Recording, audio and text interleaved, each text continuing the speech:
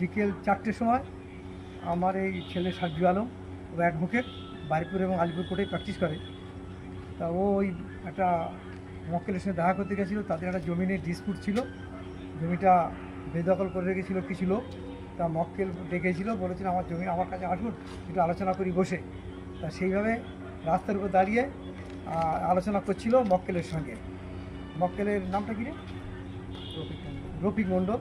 তা দাঁড়িয়ে দাঁড়িয়ে কথা বলার সময়, ওটা একটা ক্লাব ছিল, ওটা একটা ক্লাবের কাছাকাছি ওটা হবে।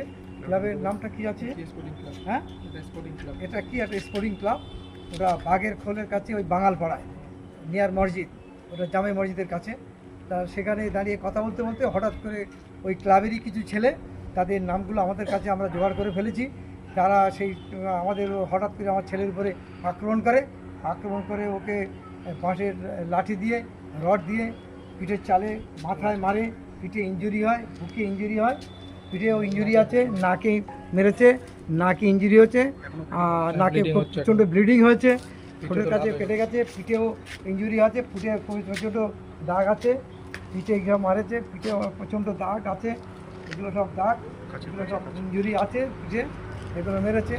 আমার জামাটাও ছেড়ে দিয়েছে ক্লাবের ছেলেরা, প্রায় 14-15 জন হবে। আমরা এখন থানায় গেছিলাম, থানা থেকে বললে এত রক্ত বেরোচ্ছে যখন, আপনার ইমিডিয়েট হাসপাতালে যান। রেখেছিল 4টে থেকে, হ্যাঁ 4টে থেকে আটকে রেখেছিল, ওরা আটকে রেখেছিল, ব্লিডিং বেরোচ্ছে, তাও ব্লিডিং বেরোচ্ছে, তাও তো ক্লাবে আটকে রেখেছিল। 4টে থেকে পুরো 7টা তারপরে পর্যন্ত ব্লিডিং করে আটকে রাখার পরে অনেকক্ষণ কয়েক ঘন্টা আটকে রাখার পরে থানার থেকে পুলিশ যায়।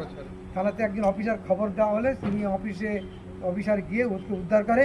ওরা আমার ছেলের একটা দামি ফোন, সে ফোনটা ওদের মধ্যে কে নিয়েছে জানি না, ফোনটা এখনো পাইনি। দারবাবু বলেছেন ফোনটা উদ্ধার করছি, দেখছি কে নিয়েছে।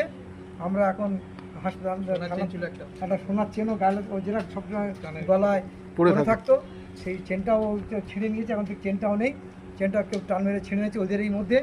এবং তারপরে আমরা পকেট থেকে ফোন নিয়ে নিয়েছে, 10,000 টাকা ক্যাশ ছিল সেটাও নিয়ে নিয়েছে, কিছু ক্যাশ ছিল, কিছু 10-12,000 টাকার মতন ক্যাশ ছিল সেটাও নিয়ে নিয়েছে। ছিঁড়ে গেছে তো, ক্যাশগুলো বেরিয়ে গেছে। ওরা আমরা অ্যাডভোকেট বলে পরিচয় দিচ্ছে, তার সত্ত্বেও ওরা মেরেছে। এবং আমরা থানায় যাওয়ার পরে এক অফিসারকে উদ্ধার করে থানায় আনি।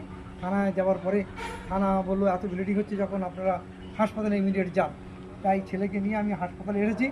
হাসপাতালে চিকিৎসা হয়েছে, ইঞ্জেকশন দিয়েছে, ওষুধ লিখেছেন, ব্লাড বন্ধ হওয়ার জন্য দিয়েছে, কিন্তু আস্তে আস্তে ব্লাড হচ্ছে, ব্লাড নাক দিয়ে এখনো বেরোচ্ছে। বলে ইমিডিয়েট সিটি স্ক্যান করানো। নাকটা ভেঙে গেছে, ডাক্তার বলেন আপনার এনটির কাছে চলে যান, এনটি দেখা, সিটি স্ক্যান যেখানে আছে, যেখানে তো